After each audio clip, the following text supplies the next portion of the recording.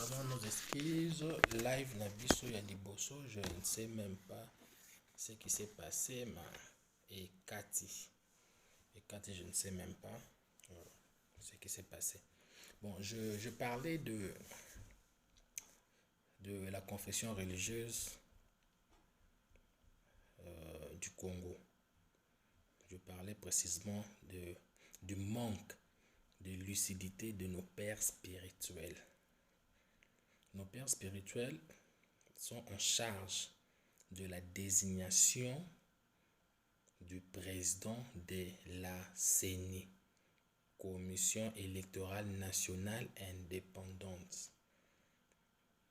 Mais ce qui se passe actuellement, ça nous laisse sans mots. Ça nous laisse sans mots. Surtout moi, je suis de l'église des réveils. Ça fuse. Je suis vraiment offusqué de ce qui se passe. De ce qui se passe, vu la charge que nous donnons, la charge que nos pères spirituels ont pour la destinée de notre pays. Mais une fois de plus, ma BBC. Nous allons parler de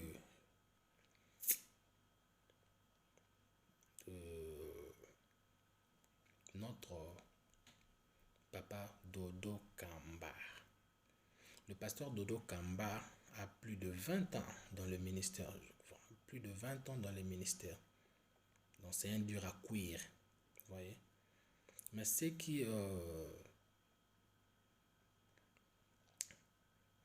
qui m'écoeure, c'est sa façon d'agir et sa façon de faire.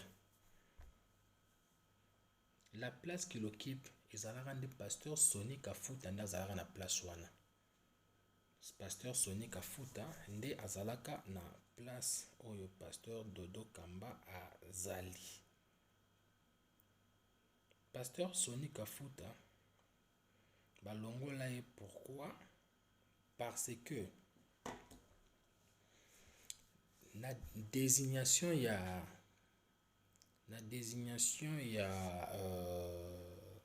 président ya CENI bazalaka 6 basangani ba voter Ronsard Malonda. Tango babimisi Ronsard Malonda, Église catholique ozo assurer présidence na vice-présidence nango église protestante ba créer na corruption. Ils ont la corruption sale je moko eleki awa kata biso. Ba résultat ou tokondima yango te. Parce que toujours on a sima na charte na bango. Désignation ya président ya CENI ezalaka par consensus. Consensus en sous-entend unanimité. Donc biso nyonso to sangani cohésion, to sali synergie autour d'un candidat oyo azana ba capacité, azana ba critères, ba biloko nyonso to wana to mona pour à diriger appareil électoral nabiso. Maintenant, qu'est-ce qui s'est passé? Tango Église catholique et bimi et contesté par résultat ya Malonda ba créé na salle jeu. Il s'est fait que les 6 autres lui non, on peut pas aussi se laisser faire quand même. Tous AP6, tous majoritaire, nous sommes voté article 17 d'ailleurs et lobby sur le consensus c'est athée. Donc il faut dégager consensus, il faut passer par les élections, par vote. Donc tu voter PV yango muta signé tozoluka muta o se porter garant pour akende kotika ngo na assemblée nationale parce que en assemblée nationale les ala ko entériné et tali ba conditions sur les réunis OK candidat yo annoncé na plénière et puis président il y a assemblée nationale a ko entériné yango tant assis ko entériné a posé signature nae a tindi yango pas président de la République et président de la République a promulgué yango. Donc pour ne pas dire nommé, a nommé président, il y a Seni, donc il y a le rôle à animer parce que lui, il fait fonction, il y a garant de la nation et du bon fonctionnement de l'institution. Pourquoi Seni Zalaka créé? Seni Zalaka créé parce que boyokani entre les politiciens et Zalaka te. Boyokani entre les politiciens et biso Zalaka te. Yango moni ba créaka Seli Luana ou ba bengi ba moko indépendante Seni. Voyez? Moutamema la PV Oyo désignant Ronsard Malonda comme président il y a Seni, c'était le révérend pasteur Sonny Kafuta Rockman.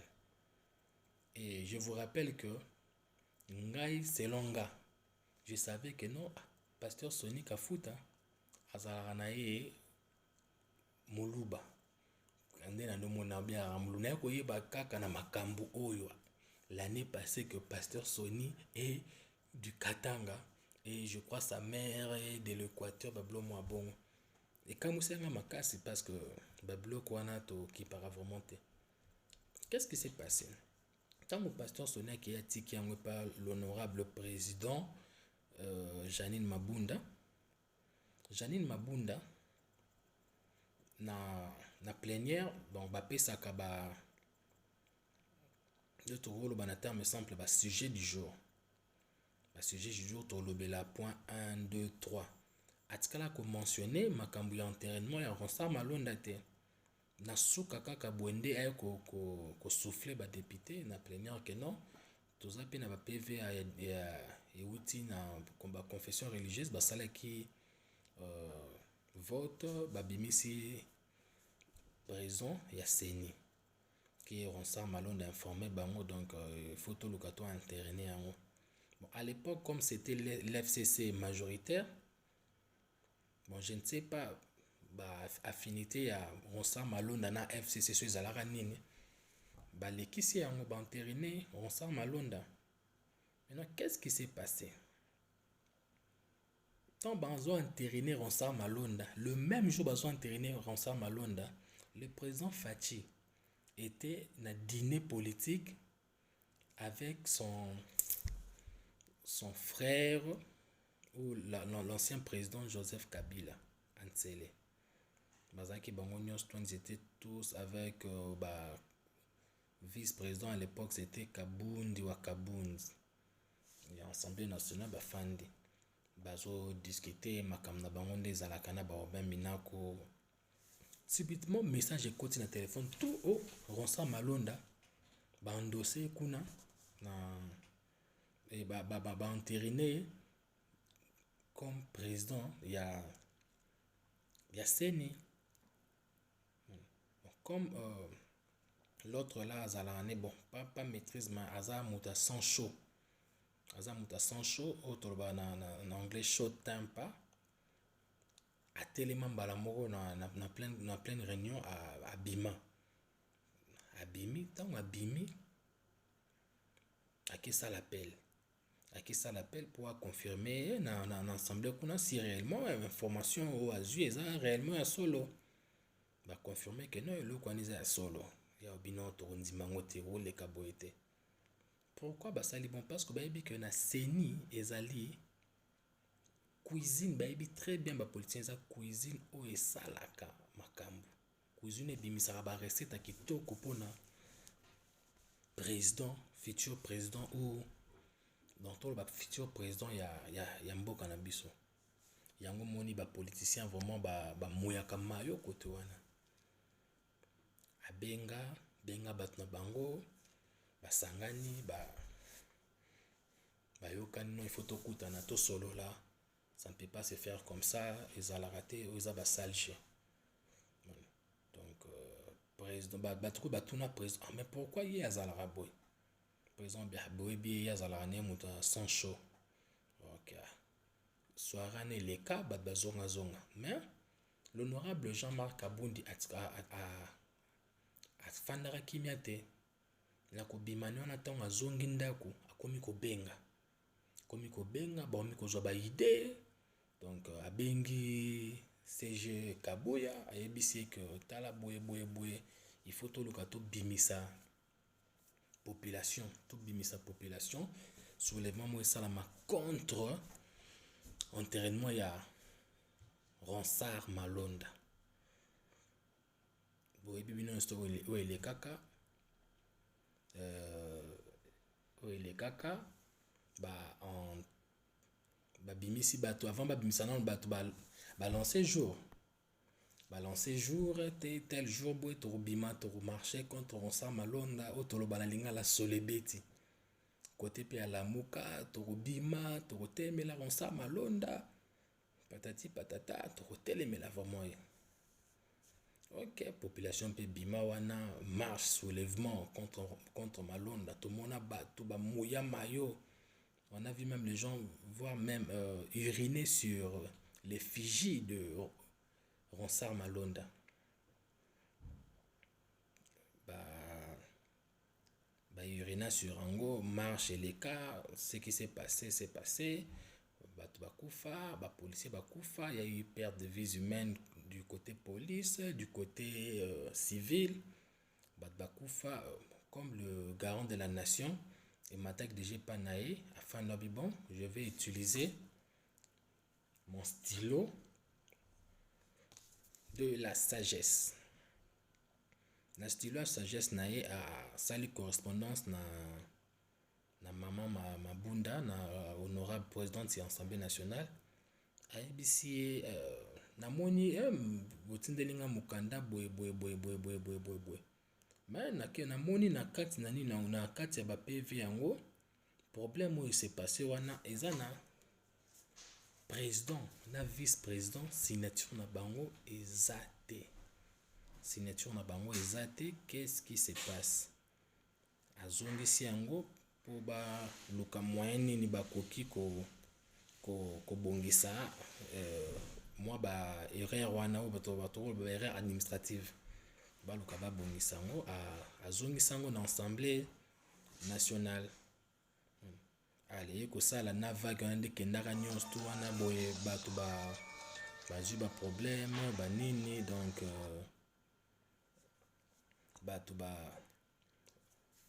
bato nde sili kaka ba tension ezalaka vraiment très trop élevé et ko sala que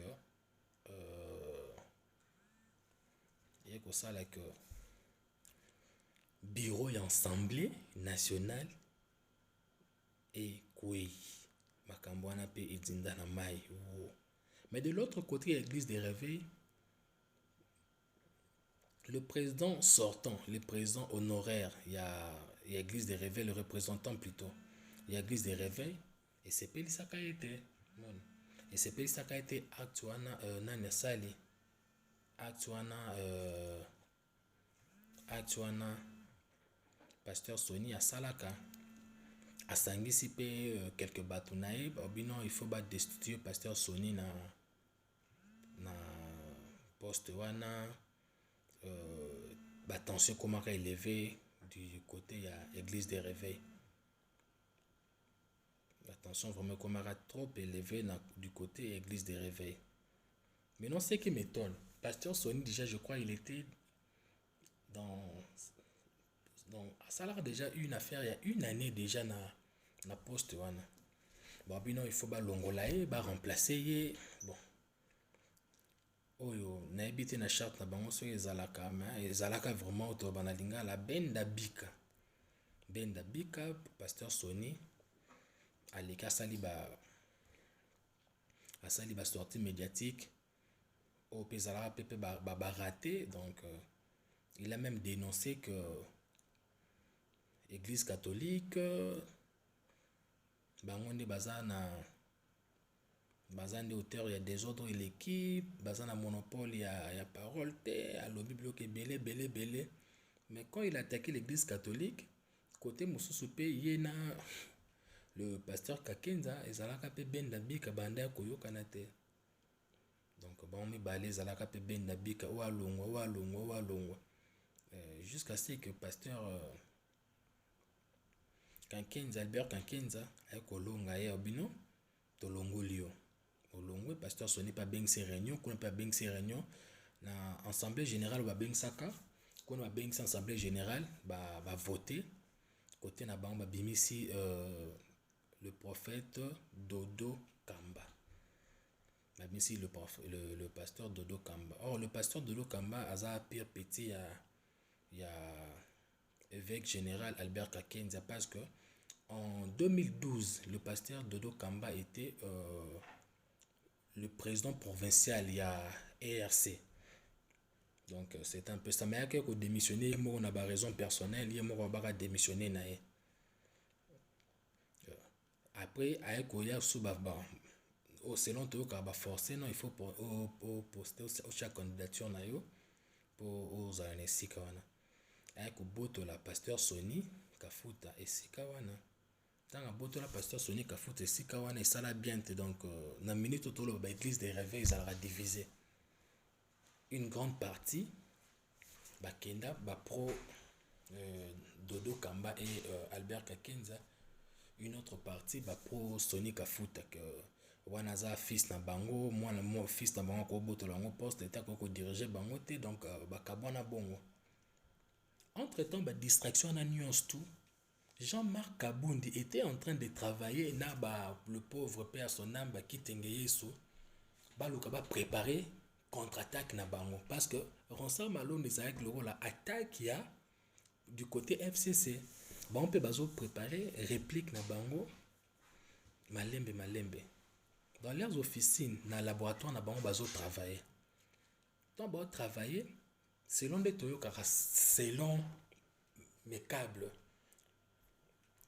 Le pasteur Dodo Kamba nde baluka ka ba préparer yende ba préparer aya na poste wana ya pasteur Sony Kafuta, parce que so botali bien pasteur Dodo Kamba zalaka na appui ya cash, je peux dire à l'époque azaka na appui ya cash, et puis le pasteur Sony Kafuta zaki na appui ya FCC, parce que tu es en contact na bango na l'ancien président Joseph Kabila ndenge zalaka. Maintenant qu'est-ce qui s'est passé? Le camp Kabundi ko réussir kuna bango, ba réussir kuna bango ya ko sala forcing bazwa présidence ya assemblée, bazwa présidence ya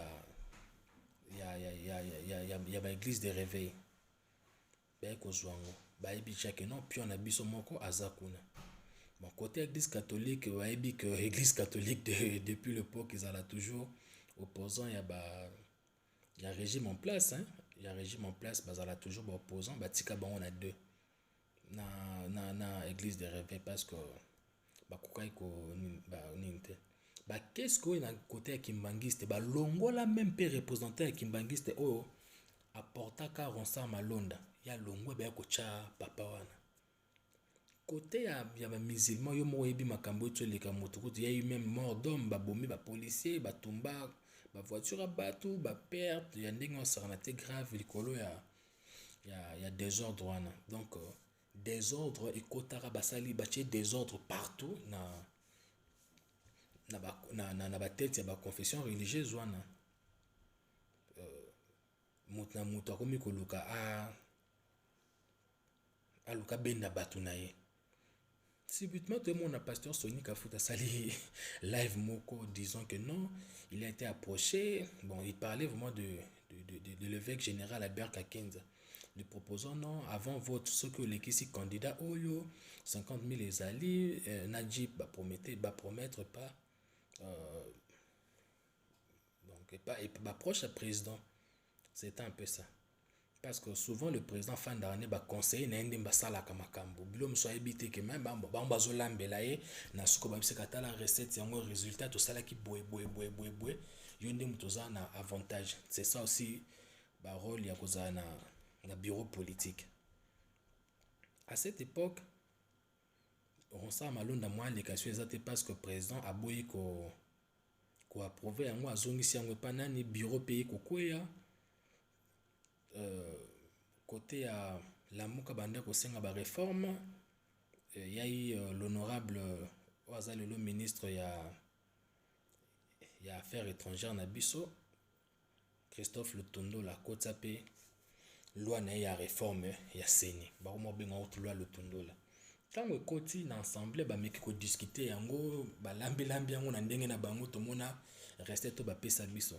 Tant ba silisi ba zui ba batindi biso bon bozwa yango parce que responsabilité il y a donc président il y a CENI il faut bimana confession religieuse ne fois pesa biso président il y a CENI basali nini bazui charge wana batikeli bango. Pour rappel, confession religieuse est réunie par qui? Confession religieuse est réunie par bateau tobengaka hautement spirituel. Autour de terme simple, les gens qui sont élevés spirituellement et puis au bankadraka milimo na biso et puis au bakataka makambu ya mulimo o yelaka biso. Nde bapesi bango po babimisa président ya commission électorale nationale indépendante en sigle CENI. Mais comme ba laboratoire ya bato bayebi ke kuna eza cuisine,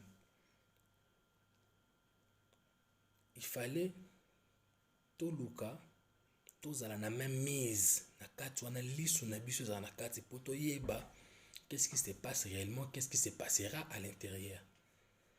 Parce que il y a question de vie ou de mort, de mort politique, je peux dire. Maintenant, qu'est-ce qui s'est passé? Qu'est-ce qui s'est passé?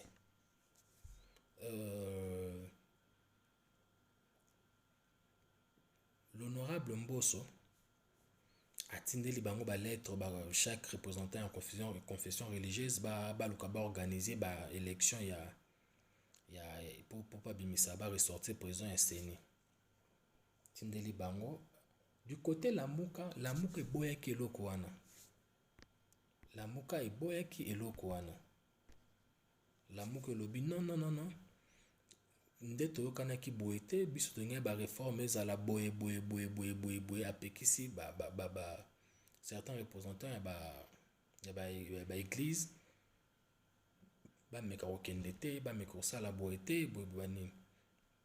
Entre temps Ronsard Malonda déjà histoire nisili donc bat bakini kotika ba candidat na bango na secrétariat technique ya ba confession religieuse. Dans le secrétariat technique, on a débattu à chaque candidature à moto ba étudier dossier CF ba blog tout. Mais avant le kwana, ils en a ba information mo circulait sur les réseaux sociaux sur la personne de Denis Kadima que le pasteur Dodo Kamba a quoi influencé ba tout pour na candidature ba apporter candidature il y a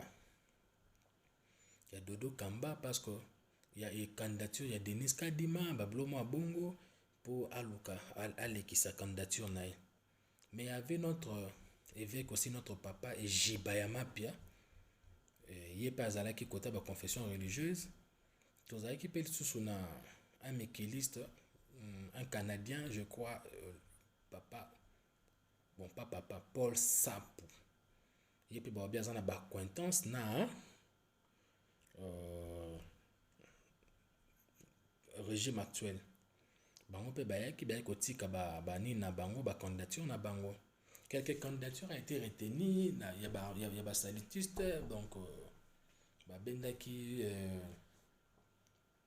na bango bimwala parce que bimwala bango ne baza vraiment tolo ba pionnier armée du salut na Congo ba bimwala ya baza même na ba école bimwala bango mande bafandisa masolo koto wana la famille bimwala. Mais Paul Sampou a vu sa candidature être rejetée, négligée. Tant va retenir ba candidature bat mususu wana côté église catholique ezalaki ebotoko l'abbé ba réunir ango pour passer au vote. Mukolo ba passer au vote parce que zala non chaque candidat koya a exposé des alaka lobby na secrétariat technique liboso ba père ba yoki et puis na soka bon ba ba kombo nde ba fandi bandi kotala est-ce que bandi ko étudier cas par cas. Il y a un candidat mécontent oyo ba négliger dossier na yende muta bengi l'un de représentants, il y a la confession religieuse pour assouffler l'oko. Oh non, j'ai à vous dire que candidat Denis Kadima wana d'ailleurs kutu azanae pion azanae motindami ya kan fachi. Ah bon, ah ndenge nini. Tamba bi aza boy tala kutu boy. Ba bechole Monseigneur Utembe bazu ba bombelo quand on ba comme na plénière. Ba exposer yango. Ba exposer yango non des aboyés. Il faut tout le écarter candidature il y a Denis Kadima parce qu'on a compétence na ba bloc nyons tout azana e compétent man azana ba compétence na régime actuel. D'ailleurs quand tu vas souffler biso que tala 1 2 3 l'équipe boubani. Entre-temps Denis Kadima qui j'en a poche ya ba représentant il y a miso sur la confession religieuse azaki j'en a poche na ba baloki bandi ko discuter non les alaka pourquoi il était bopesa banini. C'était vraiment le pasteur Dodo Kamba qui faisait l'avocat de Denis Kadima. Il a défendu Denis Kadima, va défendre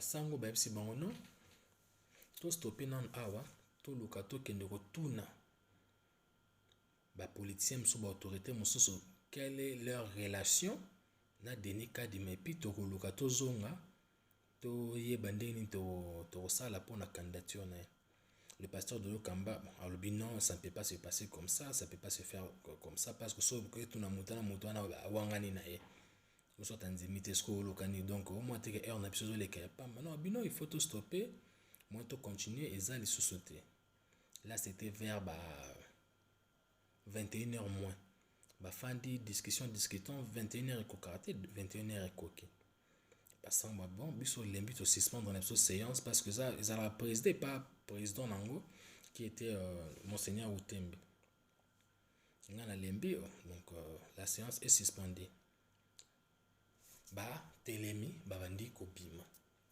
wana presse na biso libanda si so batika li petit oh mais bato bazo mizwa ke baza danser ba l'équipe biso na nini ça l'a raté biso pe il faut tout l'axabon que tozali toujours l'avocat le pasteur de Dokamba yende à se porter garant non il faut voter et salam mais non ce qui m'étonne bozala qui na centre ya na centre na 5 na siège ya 5 mais comment ça fait-il na 21h bobemi presque nzela moko to moni ba bima ki batali boso et puis après 4-5 minutes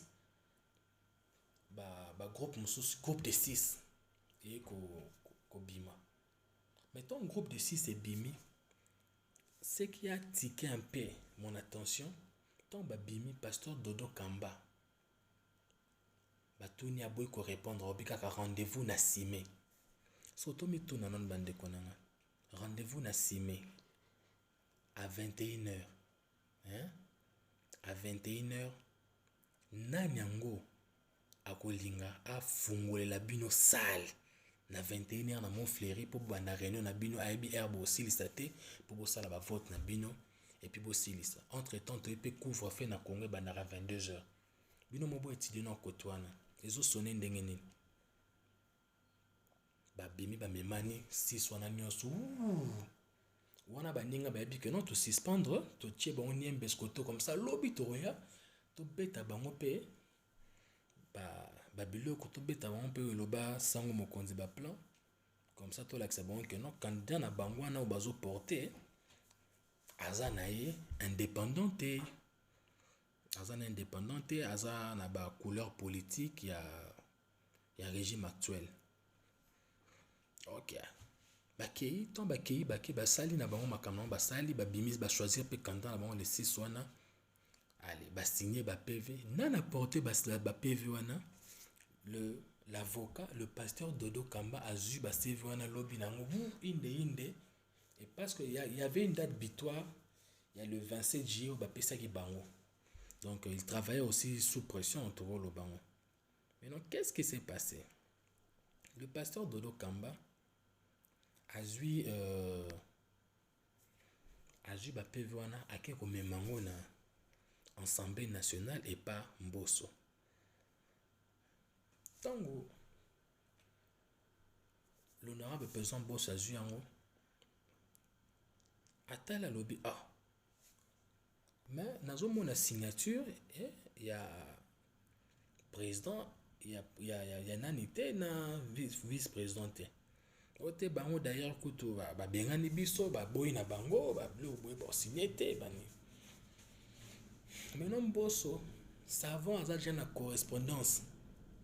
Il y a même cas où il est kana Constant Malonda au président Lobake a moni signature il y a président et na vice-président et moyen à l'équisango ezate. Ba quoi toujours na même bêtise l'année passée. Vous voyez?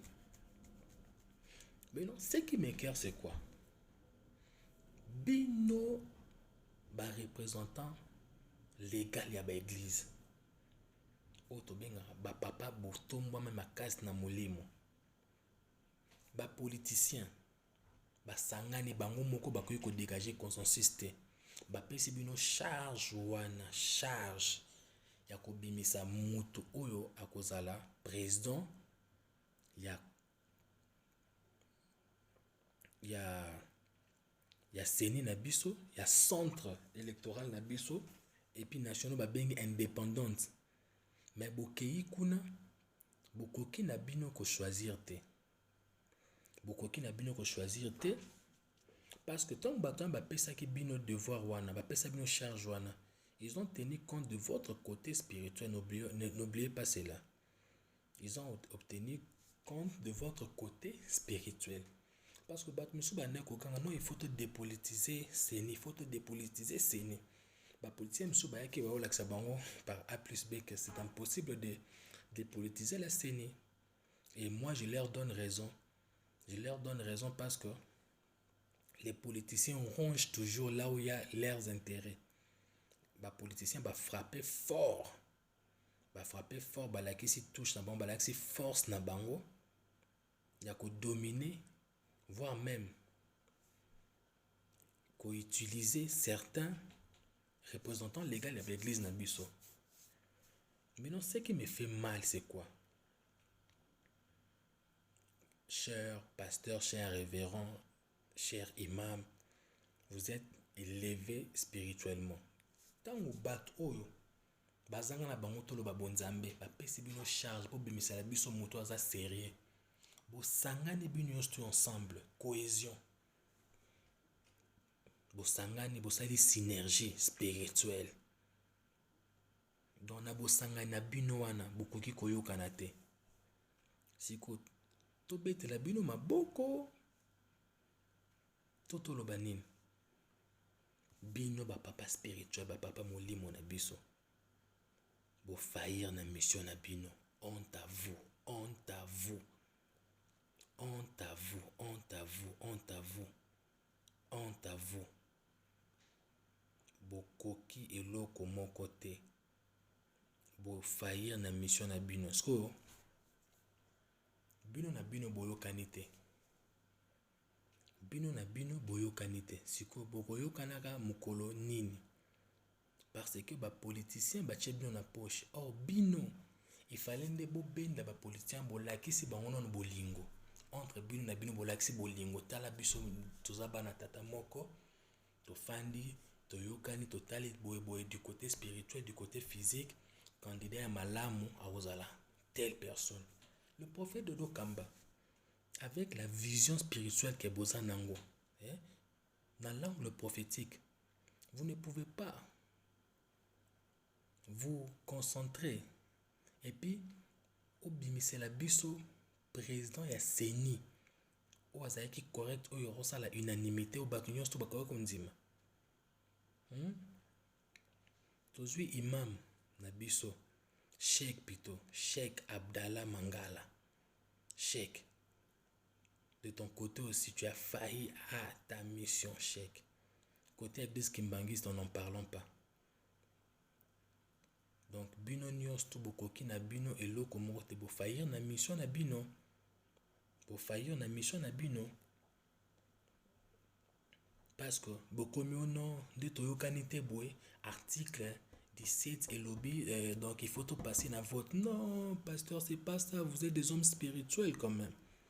Pourquoi pas? Fallait pas faire na boye initier notre sambela. Parce que moi, Dieu m'a mis à cœur, boy. Non, moi aussi, Dieu m'a mis à cœur, boy. Parce que, na blisanga na bino na nyos to ba couleur politique na bino ndem te premier mais foi na bino. Boyambi na bino e premier te. Bo weli nde ba intérêt na bino, bo weli nde ba intérêt na bino. Ya mwana moni tozongi so na case du départ. Tozongi na case du départ likolo na bino. Likolo to ba ya buzoba na bino. Mais du camp aussi politique, je voulais dire aussi, l'organisation des élections fait partie aussi du bilan de président. Na bilan et président, l'organisation des élections y fait partie aussi. Les présidents, si tu n'organises pas les élections en temps réel, tu as failli aussi à ta mission, donc ton bilan sera négatif. Et ça, encore la moine attendue qu'elle a si cursus, l'élève a fait à ça les cursus scolaires naïe jusqu'à la 6e à 6 p examen tout mais qu'est-ce un examen d'état te qu'est-ce un examen d'état te bon organiser la examen d'état te à quoi ça sert maintenant ba diplôme nyo soit na à rien. Donc parmi vos bilans il faut tchakaper organisation il y a des élections parce que ça fait partie aussi à bilan non? Parce que on a vu ici Trump aux États-Unis l'année passée asenga na Sénat na bango baluka ba reporter ata date ba élection via ni ba boya ils ont inscrit na constitution ba respecter la constitution na bango. Vous voyez? Maintenant vous nos pasteurs vous avez failli à votre mission. Vous n'avez pas pu ressortir la sagesse de Salomon. Beaucoup qui n'ont pas se référer à la Bible. Nabloka Boyaka, la sagesse de Salomon aussi avait primé. Mais donc, moi, de mon côté, je m'attendais à une haute sagesse. Il y a Salomon, à une haute sagesse et Bimawana pour la désignation, il y a président Oyo. Et moi, ça, la unanimité. Beaucoup n'a pu convaincre que tout le monde a des communautés qui ont tiraillement, il y a Kanda, ou qu'on a les abimi, comme une porte-parole. Non, c'est pas ça, on n'attend pas ça de vous. On n'entend pas ça de chez vous. Toujours la bino bo sala des missions, bo la biso ki bonzambe na bino. Mais vous avez échoué lamentablement. Soni na ndenga ko sakanate. Na habité dimanche temps beauté mon église pour beauté ya batonini. Parce qu'on va passer une charge spirituelle, na charge spirituelle na bo faillir na bino na mission na bino. Bo koki ata ko sala loko morote. Vous voyez? Vous voyez? Allez. Besoin c'est l'iscoyo passe et pas politicien. Maintenant, qu'est-ce qui va se passer? Ba politicien les sous ba refanda atala bato yo. To pesaka boy ba kokina bango te so biso des photos décider pour na bango. Et puis je vais vous dire mes frères, n'oubliez pas en termes d'organisation, l'église catholique et l'église protestante, ce sont les églises les mieux organisées dans mboka na biso Congo. Bako sabinote. Le na mwe ba mofinga ba pasteur ba kiko kende kotroti na ba siège ya ba évêque ba toucher ba tumba ba sala boy ba toucher ba église eza buzoba botika ko séparer biso. Eza buzoba. Nyos twana nini buzoba ya ba papa na biso ya molimo. Je disais, en termes organisationnels, l'église catholique et protestante, ce sont les églises le mieux plantées dans le Congo, le mieux organisées administrativement. Même si du côté spirituel, tous en habitant à moi, vision moussoso. L'église catholique a des écoles, a des hôpitaux. C'est une église stable. Mais côté de l'église de réveil, ceux qui pasteur à Koufi, Boulou et Kekoti, famille Koya, et comme il là-bas bien, au moni, peut-être moi, un pasteur à commune, donc organisation est athée. Organisation est athée. Il y a du désordre. Il y a vraiment du désordre. Il y a une charge politique. Il y a Congo, batikela yango plus na ba église catholique, na ba église réveil parce que ba yebi kuna désordre zalarate, kuna ya l'ordre. Kuna soki zalaki 1, 2 fois ya na sima nango 2 fois ya. Exact le roi 1 zalaki il faut 2 ya non ba sauter ba monter ba 3 4 ba che wana. Non non, il y a pas du désordre kuna. Moni entalpi kuna zalarate. Kuna vraiment il y a du sérieux. Et les caméras église des réveils manque d'organisation. C'est le pasteur qui est le roi. S'il dit oui, Moutoroubano Azate, donc c'est un peu ça. Et puis charge politique, église des réveils au Koukanangote. Tout le monde va pasteur et bella, bah meka ko zala, meka ko sala antagonisme na régime actuel, na régime en place. Mais tout le monde ndenge basuka mabe. Basuka mabe ba intervention muta koka ko sala mo intervention. Déjà mona sango nini. Obino boyebi politique régime actuel ekanga bakanga bango ta e banano ndeni o simba sango ndenge ni okoko beta ko bamba e gaz ko sa ko bwa kele gaz ko sa nini boy me ko simba sango te zwa sultani wono longolo kende ko China boloko surtout ceux qui za makambo politique na bazana ba conviction na bango, ça ne peut pas se faire. Dans l'église catholique, qui est ce pasteur qui va se lever abanako critiquer le régime actuel? Azate soka meki église wana ekangama et okangama parce que bozana bino ba péré. Mais soni na bino eza nini bokoki kobimisa sagesse ya Salomon te pour nous désigner un président de la CENI. Mboso ameki ko utiliser sagesse na pesi bino sous 48 heures bokende bo fanda boyo kana. Cette fois-ci bakei ba fandi basango bazwi maloba non biso tolongoli candidat na biso et Cyril le Botoko bino pe bolongola candidat na bino Denis Kadima balobi muto armé du sali kuta nzeme bino non solution ma pesi eza bien tolongola pe candidat nini toujours le pasteur Dodo Kamba qui a refusé ou tolongola pona nini tolongola te c'est Denis Kadima ou rien papa. Denis Kadima ou rien. Maintenant, philosophiquement parlant, surtout ça la analyse. Le pasteur Dodo Kamba,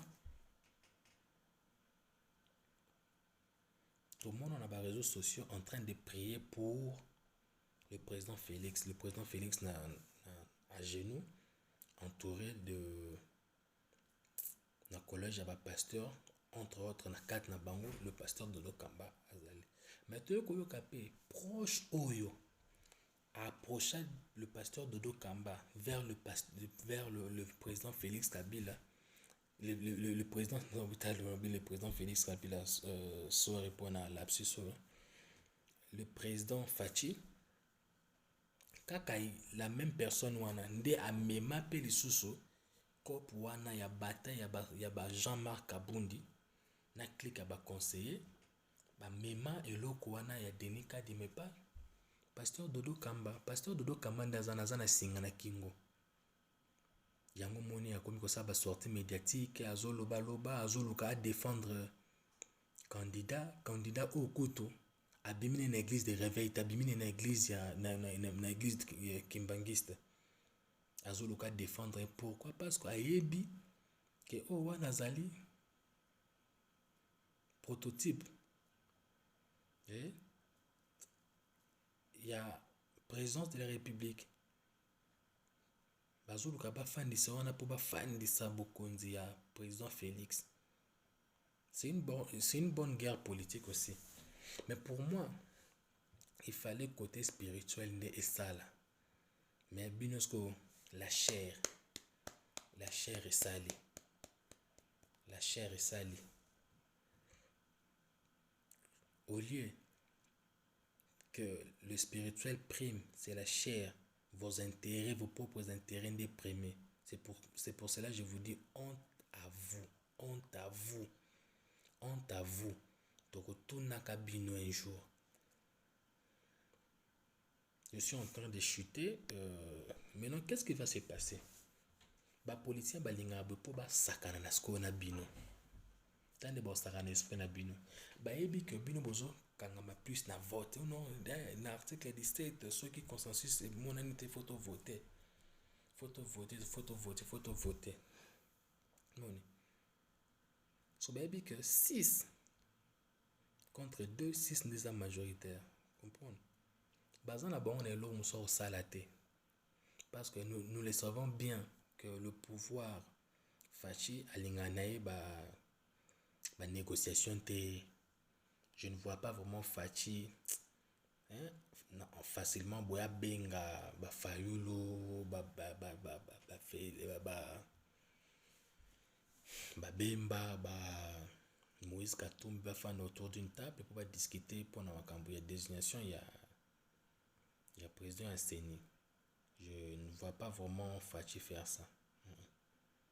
En les connaissant, je ne vois pas. S'il fait ça, le bas c'est donc autre bara comme une souka bon, je fais ça dans salon kaka. Qu'est-ce qui va se passer? Parce qu'on a un laboratoire déjà basé au travail, qu'est-ce que là on est trop bête parce que baby position église catholique est niette. Denis Kadima ou les kate. Maintenant qu'est-ce qui va se passer? Tant que bato beli bazo là baza ko préparer déjà ba candidat na bango mususu au boria en remplacement il y a Denis Kadima. En remplacement il y a Denis Kadima. Baza mi balé moko ya ekolo mususu moko pe ekolo mususu. Po baluka baya wana. Au cas où et simbité.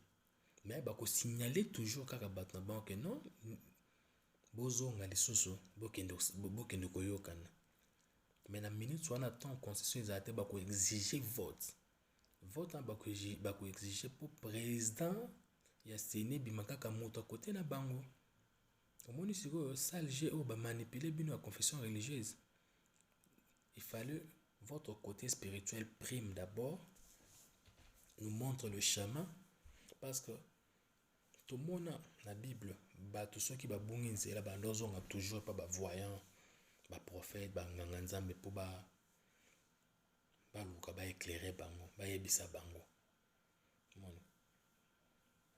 Moi je préférais écoute vote on est ça la maté écoute ba comme on a la vote mais il y a système à tirage au sort.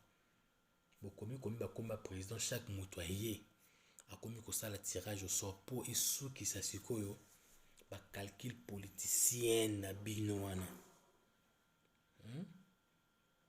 Et ce que ça va calculer na bino bozana mwana ya mabe ozo ko elunga ma pays na gouffre.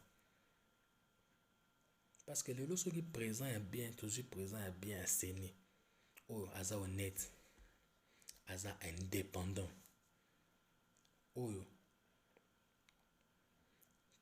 ako loka a fabriqué ba résultat ndenge Corneille na sala. On aura de bonnes élections. Pourquoi biso ba congolais tolingara bola mboka tolingara toujours ko tia désordre? Ça vous coûterait quoi? Hein? Ya ko tia la biso moto o aza malamu moto bien na tête ya Seigneur. Beaucoup longa ba calcul politique na ba calcul na bino na te ya mabe na mitu. Bofandi bosambili ensemble wana boyokani non ndeza boye moto tel neto mone mamtaza porter bonheur pour na pays na biso. Ole boluka bosa ba forcing bosa ba calcul na bino mabe wana. C'est pas bien, c'est pas bien. C'est pas bien. Moni. Parce que ce qui va se passer, Mbosso va vous exiger bozonga les sonde bozongi wana bokende kosala lisusu vote. La vote wana seconde place église catholique Niembes bakokanga bango que non ba voter 6 jileki football kabo lekisa bon ba boya ko signer et ko leka boya ba entériner ce ko mutana par force et puis soulèvement salama désordre salama bato bakufa lisusu après boya no toyokana to sala boye pourquoi pas chercher la paix. Nos pères spirituels, pourquoi pas chercher la paix? Il fallait jouer avec l'épée de Samson et puis l'épée de Salomon et puis la sagesse de Salomon. Donc la Bible na bozana mine botanga na bino ngote bomo lokande botanga na bino ndeka bambongo bat bapesa rabino. Botanga bambongo bat bapesa rabino. Tala lelo to soki wapi. Honte à vous. Honte à vous. Honte à vous. Bapasa bamosala ba sortie médiatique. Otenga ko babengana ki biso babengane biso toke nango wapi babengana bino babwakela bino mai bo faillir na mission na bino parce que mission na bino ezalaki bo bimisela biso président ya CENI. Et comme conclusion,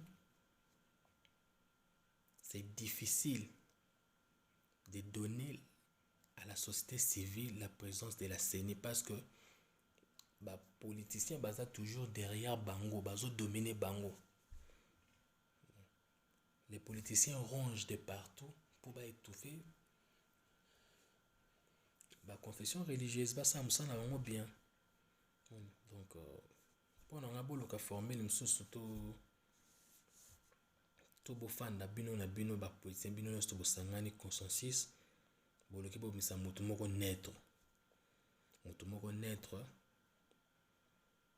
oh a opesa biso ba élection pas comme d'autres de la fois passée pour toleli pe mingi bino bat bandoga na changement tolingi to mona changement bino bat bandolo bat balongwa ba yebilo te que les médiocres dégagent bino ba excellent boye bo l'acception excellence bo l'acception boyebi savoir faire na bino. Ne nous répétez pas les bouzoba de la fois dernière parce que tout le monde a changement tout le monde a changement quand même. Il n'y a pas de changement, il n'y a pas de changement. Situation que les autres de mal en pire. Je le dis souvent, Kinshasa, je le dis toujours et je le dirai toujours, Kinshasa n'est pas la RDC. Ce que na nde bacha ba format na bango na ba sankuru. Yo moko tali ndenge bato vivre en plein 21e siècle au Rolela. Est-ce que c'est pays vraiment dirigé? Kende na Équateur, bazanga courant en plein 21e siècle. Bazo bikela na sanza. Mai leka bangwana me bazo zanga mai ya propre, eau pure ya komela, eau potable pour na komela. Congo ebele ya ba mai ya ba rivière tozana ngwana. Mais tozanga ga mai na ba pompe na biso. So ima yango ebimi mai yango ya salite ndepo eboma biso. To na barrage ya inga munene mato ebite ndeni ya kozwa courant kokomisa ngo tina Équateur. Mais toza prêt ya kobimisa ka mbongo na ba bêtise. Kobimisa ka ba 6 millions na ba fête moko boezanga tina. Soki lelo to sali projet ya ko relier Kinshasa na ba province na biso mais to la nzala ta makambo oyo ya ba biloko ko mata ba denrées alimentaires to zanga ngota. Le Congo est richement béni tout dans sol na sous-sol moko potentiellement riche en ingosarnate mais oyo ezangi biso ya ko transformer richesse na biso pour ton de salibumu na biso pour na to avancer to y bien honte pays lokola la Dubaï bas entouré d'un océan mai mungwa désalinisation ya mai ya mai ya mer ya océan za passi mais bazanga ra mai te tu vas mettre la eau potable pure. Congolais tout changer mitema chers politiciens totika komitala biso moko totala nde liboso. Rétroviseur to o bo matin ba voiture et darabino botalaka nde le passé, car le fort d'hier sont devenus les réfugiés d'aujourd'hui. Les zéros d'hier sont devenus des zéros d'aujourd'hui.